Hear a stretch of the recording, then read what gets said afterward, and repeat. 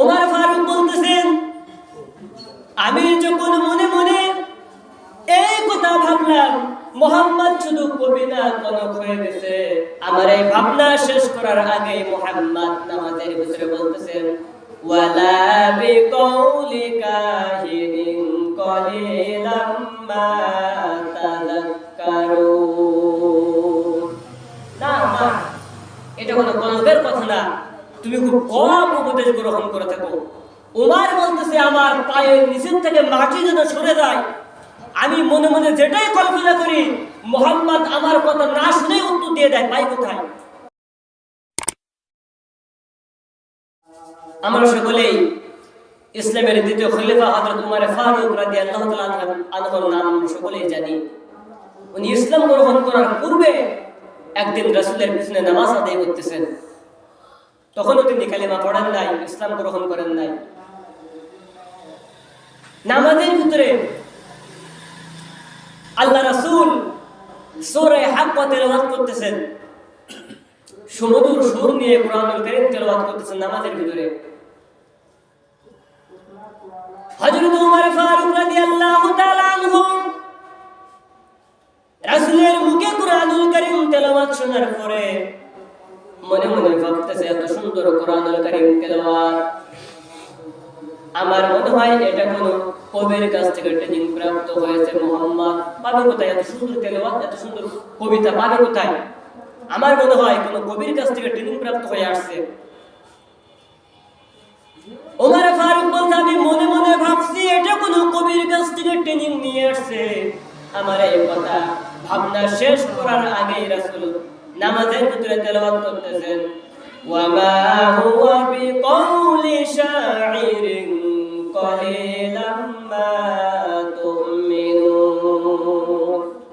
না আমার, এটা কোনো কবির কাছ থেকে ট্রেনিং প্রাপ্ত না, তুমি খুব কম উপদেশ গ্রহণ করে থাকো। হযরত ওমর বলতেছে, কি ব্যাপার? আমি মনে মনে ভাবছি এটা কোনো কবির কথা, কবির কাছ থেকে ট্রেনিং নিয়ে আসছে। আমার মনের কথা না শুনেই যখন মুহাম্মদ আমার কথার উত্তর দিয়ে দিল, তাহলে মুহাম্মদ কনক হয়ে গেছে, জ্যোতিষী হয়ে গেছে। ওমর ফারুক বলতেছেন, আমি যখন মনে মনে এই কথা ভাবলাম মুহাম্মদ শুধু কবি না কনক হয়ে গেছে, মুহাম্মদ শুধুমাত্র কবি না জ্যোতিষী হয়ে গেছে, আমার এই ভাবনা শেষ করার আগে মুহাম্মদ নামাজের ভিতরে বলতেছেন, ওয়ালা বিকাউলি কাহিনিন কলিলাম মা তাযাক্কারুন। না মা, এটা কোনো কনকের কথা না, তুমি খুব কম উপদেশ গ্রহণ করে থাকো। ওমর বলতেছে, আমার পায়ের নিচের থেকে মাটি যেন সরে যায়, আমি মনে মনে যেটাই কল্পনা করি মুহাম্মদ আমার কথা না শুনে উত্তর দিয়ে দেয়, পাই কোথায়? এবার ওমর মনে মনে ভাবতেছে, যখন আমি বললাম এটা কবির কথা, মুহাম্মদ বলল না। যখন আমি বললাম কনকের কথা, মুহাম্মদ বলল না। এখন আমার মনে চিন্তা, যেহেতু কবির কথা না, কনকের কথা না, তাহলে এটা কি? উমর বলছে, যখন আমি মনে মনে কল্পনা করলাম তাহলে এটা কি? আমার এই কল্পনা শেষ করার আগে মুহাম্মদ নামাজের ভিতরে বলতেছেন, তানজিলুম মির রাব্বিল আলামিন।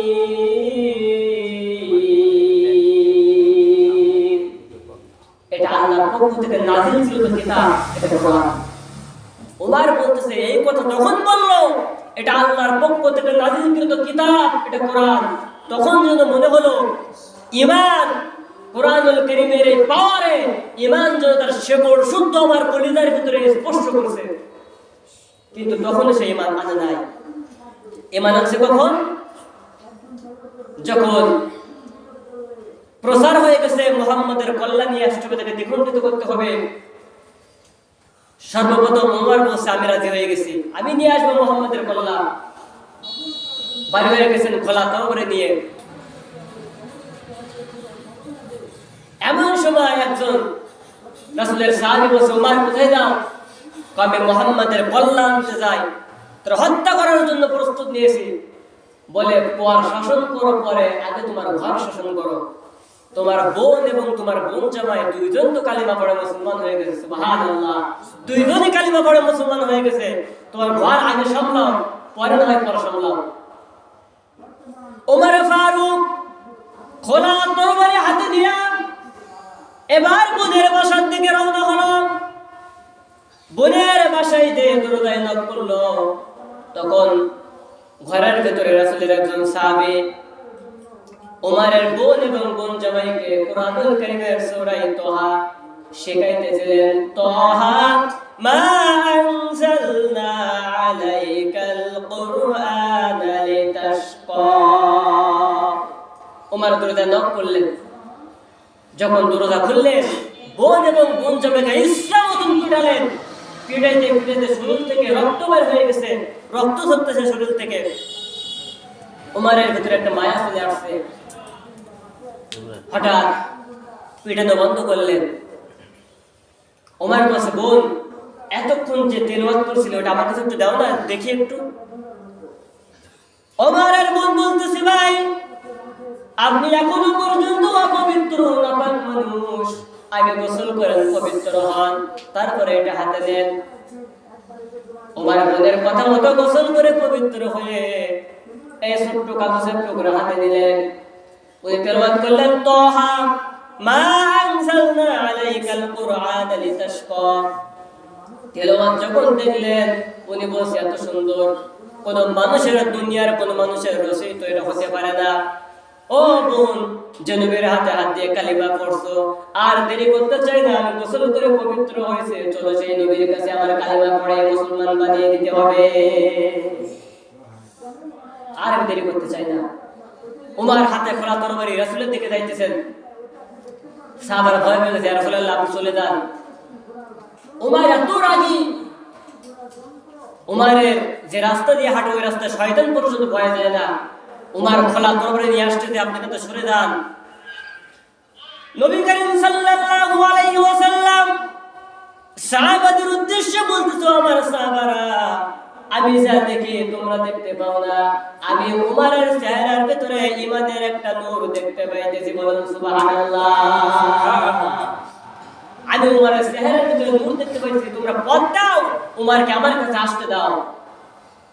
উমার চলে এলেন, ইয়া রাসূলুল্লাহ ভুল করছি, না বুঝে ভুল করছি, আমি আর ভুল পথে থাকতে চাই না। জুলুমাত ইলান নূর, অন্ধকারের পথে থাকতে চাই, আমি আলোর পথে আসতে চাই। আপনি আমার কালিমা পড়ে মুসলমান বানিয়ে দেন। উমার মুসলমান হয়ে গেলেন। উমার বলছে, ইয়া রাসূলুল্লাহ অনেক লম্বা ঘটনা, ইয়া রাসূলুল্লাহ আপনি যে দিন প্রচার করেন, ইসলাম প্রচার করেন, এটা কি সত্য? রাসূল বললেন, হ্যাঁ এটা সত্য। উমার বলছে, সত্য জিনিস আর গোপনে প্রচার হবে না, সত্য জিনিস প্রকাশ্যে প্রচার হবে। সর্বপ্রথম ওমর ফারুক কয়েকজন সাহাবীকে নিয়ে সেখান থেকে একটা স্লোগান বাইর করলেন, মিছিল বাইর করলেন। কাবাঘরের দিকে একটা মিছিল দিয়ে আসলেন, লিল্লাহি তাকবীর, আল্লাহু আকবার, এরকম ভাবে একটা স্লোগান নিয়ে একটা মিছিল দিয়ে আসলেন। কাফেররা জানলা খুলে দেখে মিছিলের সর্বপ্রথম কাতারে ওমর ফারুক। তাদের আর বুঝতে বাকি রইল না যে ওমর কালিমা পড়ছে, ইসলাম গ্রহণ করছে। সুতরাং এই কোরআন যদি আপনি আমি বুঝি, আপনি আমি পড়ি, আপনি আমি বোঝার চেষ্টা করি, তাহলে আপনার আমার ভিতরে যে অন্ধকার একটা প্রভাব আছে, মিনাজ জুলুমাতি ইলান নূর, এই অন্ধকার আপনার আমার ভিতরে আর থাকবে না, এটা চলে যাবে। কিন্তু আগে বুঝতে হবে, কারণ যে কোরআন নাজিলের ব্যাপারে আল্লাহ নিজেই বলছে, আমি সর্বপ্রথম ইন্না আররাদনাল আমানাতা আলাস সামাওয়াত, আসমানকে বলছিলাম, আসমান আমি কোরআন তোমাকে দিতে চাই, আসমান রাজি হলো না।